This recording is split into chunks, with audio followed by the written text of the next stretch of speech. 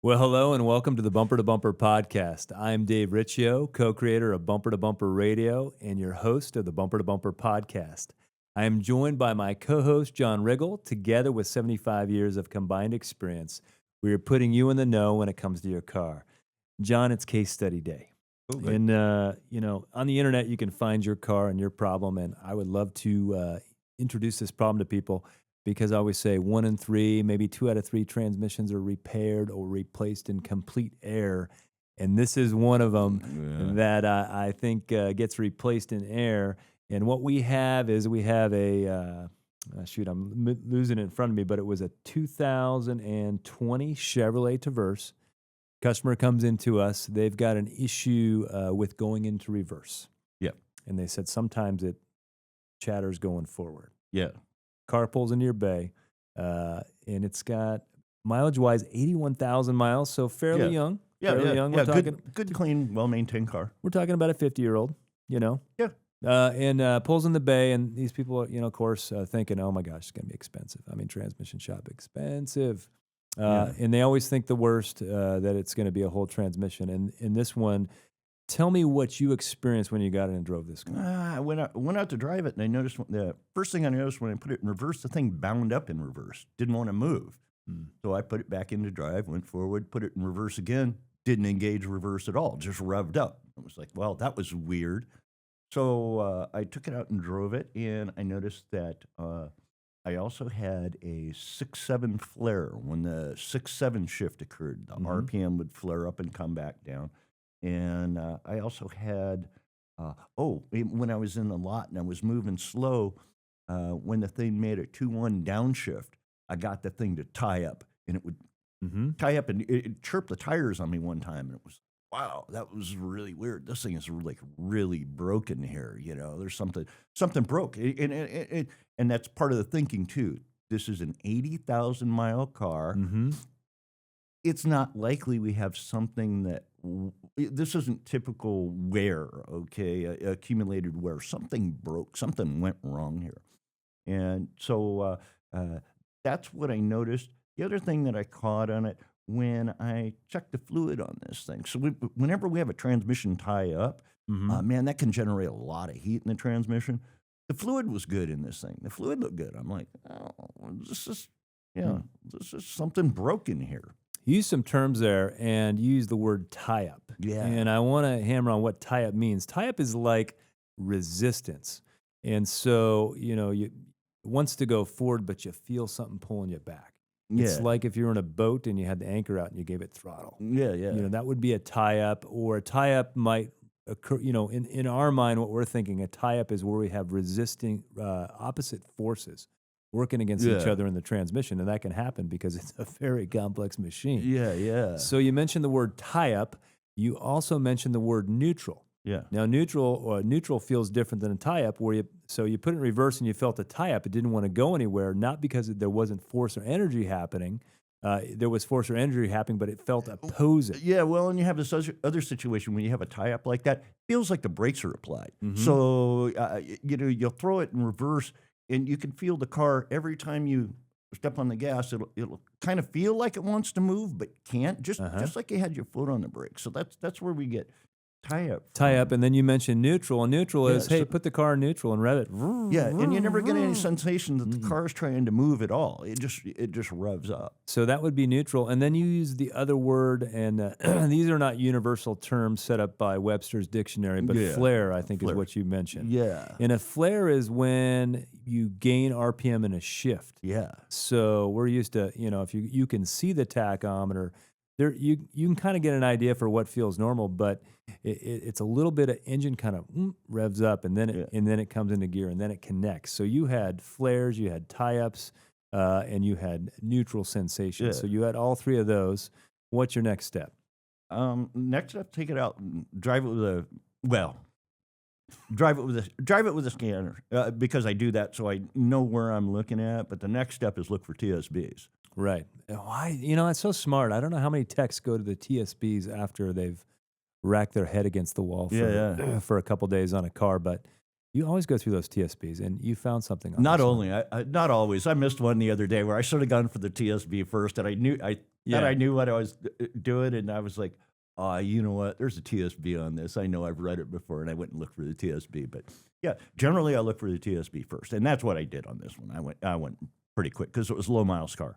Low miles car, there's gotta be more to Yeah, the story. So you found something, and it related to, check ball number 9, I believe? yeah, Check ball number 9 in the valve body. So in an automatic transmission, you've got the transmission as a whole, and it's full of clutches and things like that, but there's a valve body, which is the hydraulic brain of the yeah. transmission. That's the best way I can describe it. It's hydraulic, it's got all the fluid flow, and then it's got solenoids attached to it. But inside that valve body, there's check balls. And on General Motors, I think they're the biggest check ball offender of all the manufacturers. Yeah, we do. Um, Yeah, we do a lot of them. a lot Yeah, of yeah, and sometimes a check ball, and what a check ball is, it allows fluid to flow one way, but then it stops fluid the other way.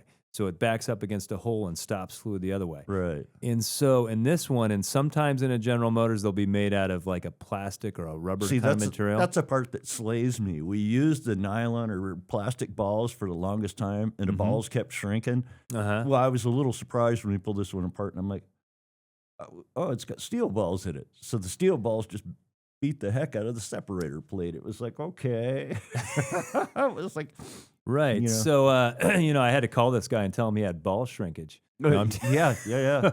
but yeah, so the check ball number 9 had beat a hole in the separator plate, so it wasn't doing what it needed to do. And that transmission really, nothing wrong with it other than that. So we had to pull the valve body out of that thing. And valve bodies are super complex, and you got to really take your time taking them apart Yeah. and keep everything in order.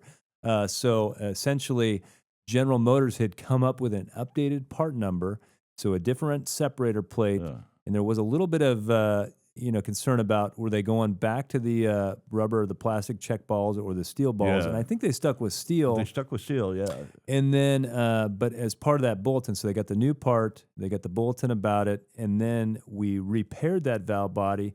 It had different separator plate, different check balls, and some other things into it.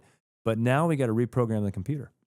Yeah. So yeah, it yeah. needs new software to work with this new valve body. Yeah, and I don't know what they were doing with the software unless they were trying to modulate that a little bit less to keep it because we modulate the fluid pressures all the time, and so those check balls, man, they're really doing a job. I mean, Yeah. they're on off, and they just beat the heck out of the separator plate. And so I think that's part of what they were doing with the software was trying to minimize the amount of pressure or events that cause that ball to shuttle through that plate like that. These transmissions are so complex and they're so finely tuned, and the computer is so active that valve bodies are busier than they've ever been. So we're modulating. When I say modulating, and I use this description often just to explain it, we got the light switch in the garage. It's either Yeah. on or off. And we've got the dimmer switch in the dining room so we can just elevate the mood. Right. And so when I say that they're just moving these valves, they're just very busy. Solenoids are very busy. A lot of stuff is happening that keeps a very nice, plush, consistent vehicle the way it operates. So, and this is a little bit my thing about transmission fluid is that they're so busy. You want good, clean fluid in that transmission that's got all the additive packages are good in it. It's really protecting those valves because that one would be like taking your vitamins. You don't have to take vitamins; they certainly help. You're going to feel better. It's going to do some things for you. But having good, clean fluid in that transmission makes a difference in the valve body and in the solenoids. Yeah, because of the way we're modulating, to use that term again, we're modulating these valves, and a lot of these valves are modulating at real high speeds. Right? Yes. So high frequencies. So if you have any kind of abrasives in the fluid, it just causes polishing abnormal wear. Yeah. So and we see a lot of that now. These late model valve bodies, everything's go smaller and lighter. Smaller and lighter gets you better efficiency in the long run for gas mileage, performance, everything. So we see these attempts to make everything smaller and lighter, and we're trying to control these things really, really. Right on that. Yeah, real fine control on these things. So we do see quite a bit of valve body wear on the later later models, and as they get more complex, there's quite a bit of wear that happens in these things. Well, on this one, this was a 9T65. So 9 refers to 9 speeds.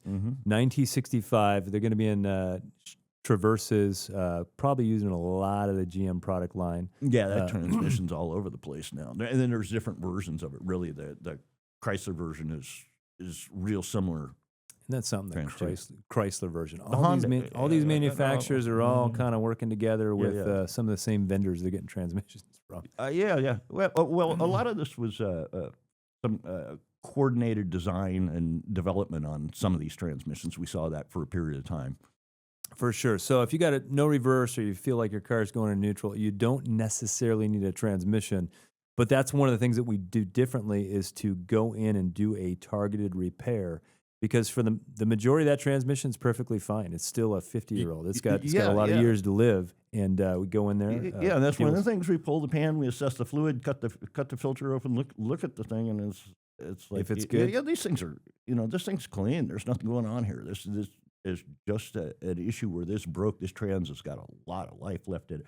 And the other thing I want to mention on that I forgot to say a thing about that one did have a trouble code stored in it too. P2723, which is PC solenoid or pressure control solenoid 5 stuck off.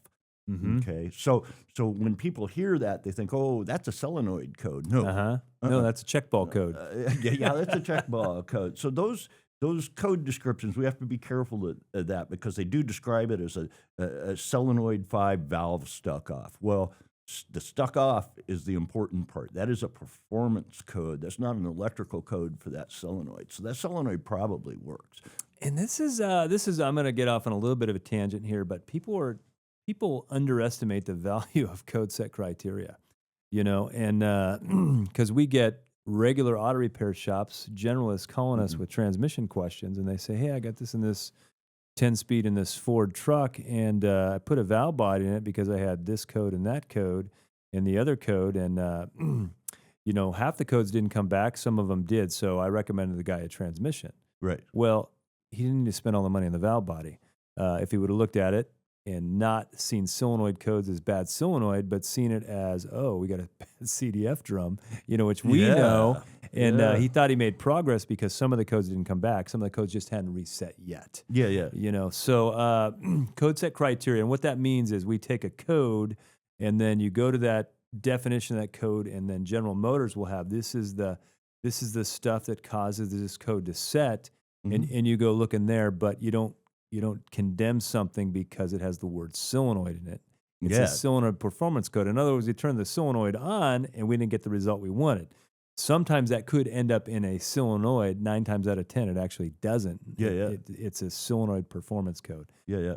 So thanks for joining us. We're going to continue to come up with what we call case studies. Those are things that we see in the auto shop on a regular basis that everyone can learn from because we're taking the diagnostic steps. We're going further to see if we can save the customer money as opposed to just replacing a whole engine because there was a bad spark plug. I'm just kind of over. It's my exaggeration to say you wouldn't replace an engine because you got a bad spark plug. You wouldn't replace a transmission because you got a bad check ball. It's a whole lot easier just to put a check ball in a transmission and a lot less expensive than a 9-speed that's a lot of money. Yeah, absolutely. So thanks for joining us. See you next time. Well, hello, I'm Dave Riccio, your host of the Bumper to Bumper podcast, and I would like to thank you for tuning in. If you want one of your car questions to be answered on our podcast, tap the link in the description for a chance to have your question featured. And while you are there, we would love for you to like and subscribe to see more Bumper to Bumper podcasts in the future.